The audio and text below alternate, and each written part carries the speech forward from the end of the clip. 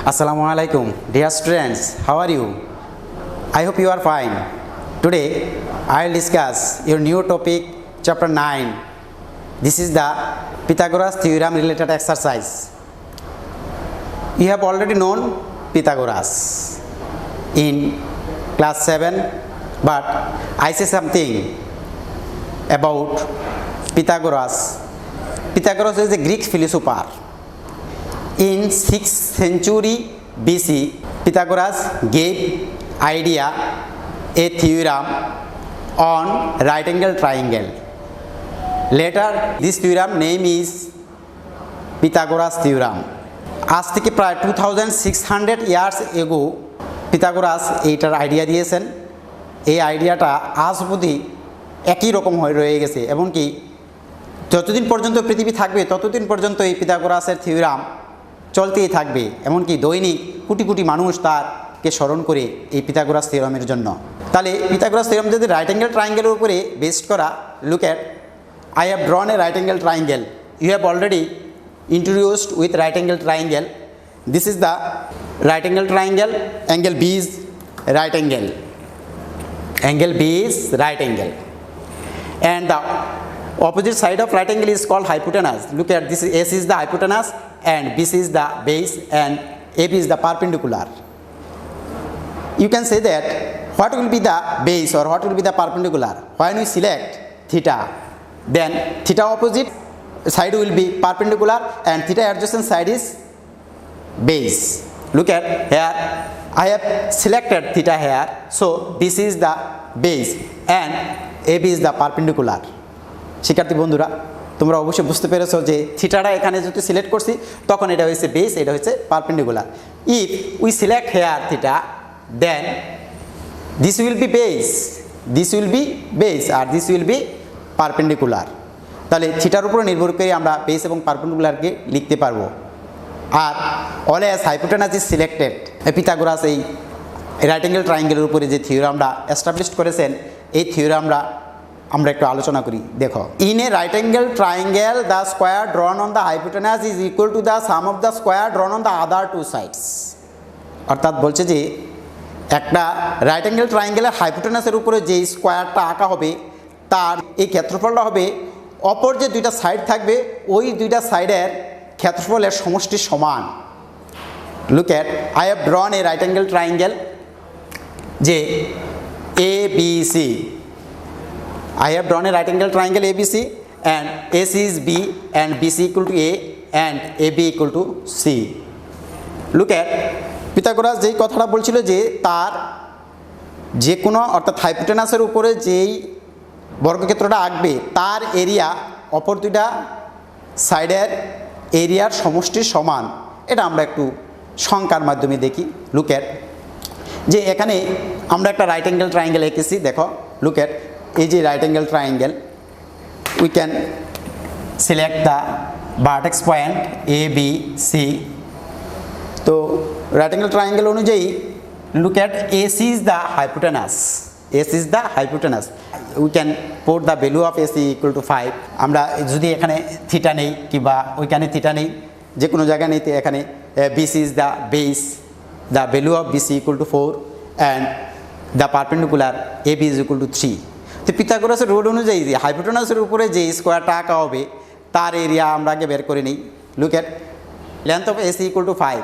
তাহলে AC 5টা যদি একটা স্কোয়ারের লেন্থ হয় তার এরিয়া হবে লেন্থ স্কোয়ার। লেন্থ স্কোয়ার মানে 5 square, so you can write here 25। Area হচ্ছে 25, এই স্কোয়ারের এরিয়া। অর্থাৎ হাইপোটেনাসের উপরে যেই বর্গক্ষেত্রটা আঁকছি তার এরিয়াটা হচ্ছে 25। লুক এট আদার সাইড, একটা হচ্ছে 4 আর একটা হচ্ছে 3। এই 4-এর যে দৈর্ঘ্যটা আছে তা দিয়ে যদি একটা স্কোয়ার আমরা ড্রন করি তাহলে দেখা যাবে তার প্রতিটা সাইডের লেন্থ উইল বি 4 সেন্টিমিটার অথবা 4 unit. So you can write here 16, 4 square মানে 16, তাহলে তার স্কোয়ার ইউনিট হয়ে গেলো 16 square unit. Another side length is 3 centimetre or 3 unit, so we can find the area of the another square. 3 square equal 9। Pythagoras বলছিল যে হাইপোটেনাসের যে স্কোয়ারটা আঁকছি এটা হচ্ছে 25, এটা সমান হবে অপর দুইটা বর্গক্ষেত্রের সমষ্টির সমান। তাহলে আমরা পেয়ে যাচ্ছি এই 9 + 16 = 25। অর্থাৎ এটা ছিল 25, এই দুইটা যোগ করা হচ্ছে 25। উনি এটাই প্রমাণ করেছেন geometrically. Now will prove the theorem by geometrically. Look at, I have drawn a right angle triangle. Let in the right triangle ABC, AC equal to B, AB equal to C, BC equal to A. It is required to prove that AC square equal to AB square plus BC square. It means that B square equal to C square plus A square. এই জিনিসটি আমরা প্রমাণ করব। তাহলে কনস্ট্রাকশনে আমরা কি লিখতে পারি? Look at, we produce BC up to D such that CD equal AB equal C, and then at point D we draw perpendicular D on produced BC such that D equal to BC equal to A. Now we join CE and AE. Dear students, then let's go, we prove the theorem. Look at the figure. At first we will prove the triangle ABC and triangle CDE are congruent, and then we will prove the triangle AC is a right angle triangle, and finally we will show the quadrilateral ABD is a trapezium. Look at the figure. Triangle ABC and triangle CDE. I have drawn another triangle ABC and triangle CDE. Look at, we have written AB equal to CD, অর্থাৎ AB আর CD সমান। AB CD সমান, এই ট্রায়াঙ্গেলের AB এবং CD ট্রায়াঙ্গেলের CD আর equal, and then side BC equal to side D by construction, and included angle ABC equal to included angle CDE. We have written, look at the included angle ABC equal to included angle CDE. We know that the condition of congruent, if two sides and included angle are equal, then the triangles are congruent. Look at here, two sides and included angle are equal, so triangle ABC and triangle CDE are congruent. Therefore triangle ABC congruent triangle CDE. This name is congruent side. When two triangles are congruent, then all sides and all angles are similar to each other. Look at, AC equal to C equal to AB, so we can write here AC equal to C equal to AB, and angle BAC equal to angle ECD. Look at, in triangle ABC, angle BAC plus angle ACB, angle BA is a angle ta, look at, BAC and angle ACB equal to 90 degree or equal one right angle. Karon, because angle B is one right angle. We know sum of three angles of a right angle triangle equal to 180 degree. Since angle B equal to 90 degree, so sum of other two sides will be 90 degree. So we can write here angle BAC plus angle ACB equal to 90 degree. Okay, and then we will show BCD is a one straight angle.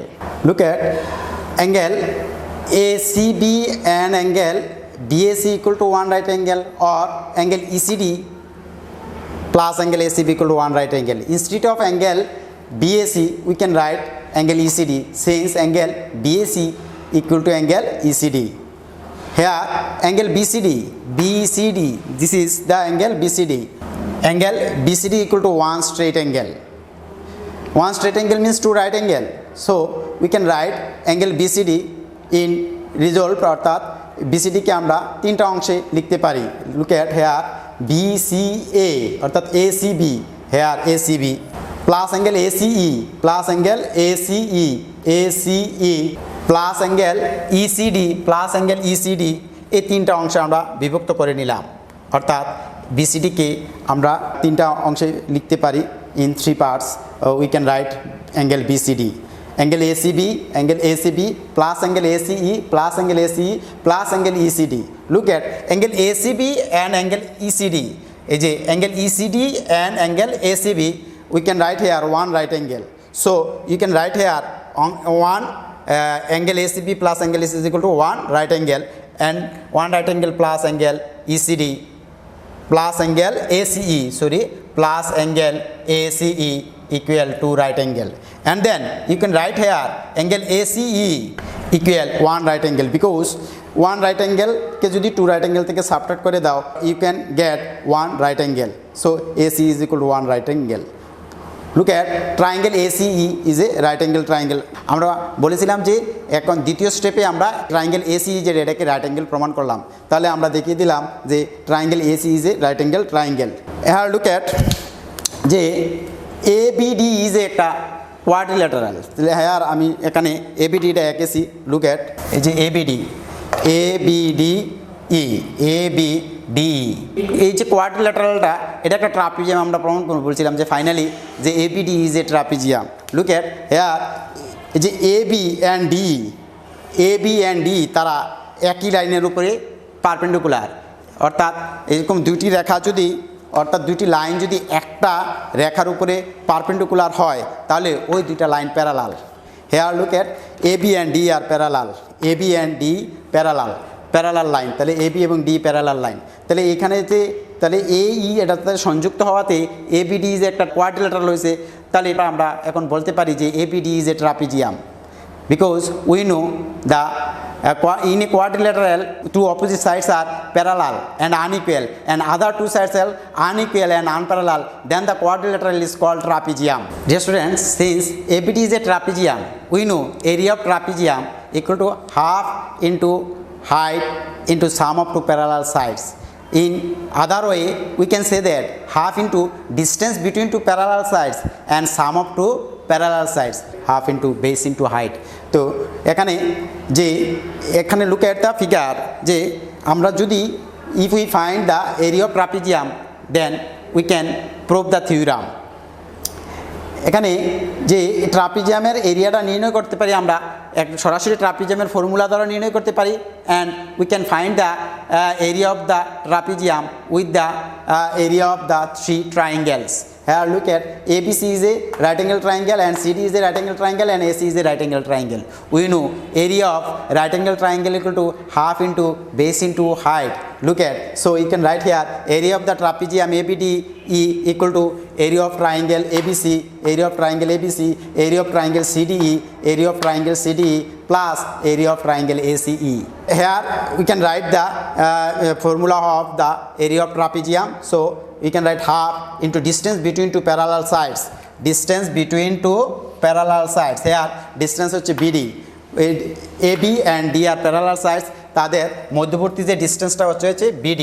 So you can write here BD into parallel sides একটা হচ্ছে AB আর একটা হচ্ছে D.